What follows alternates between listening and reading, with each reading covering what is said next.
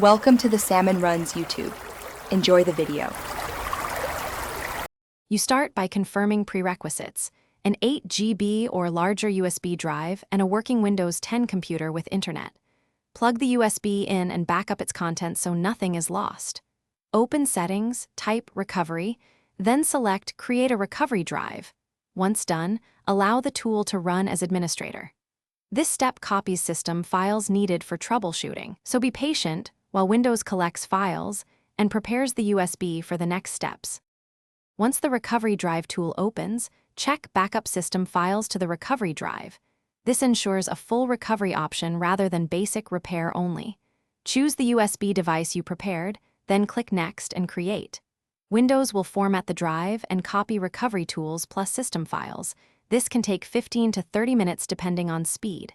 Make sure your PC does not sleep during the process. When the tool shows, your recovery drive is ready. Click Finish and eject safely to avoid corruption. To use the drive, insert it into the problem PC and boot from USB by entering the BIOS/UEFI or using the boot menu key.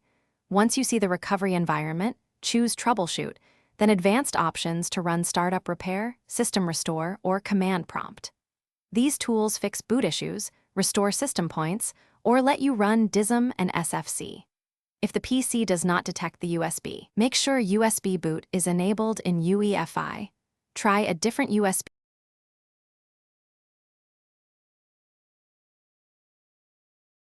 Thanks for watching. Consider subscribing if we helped you.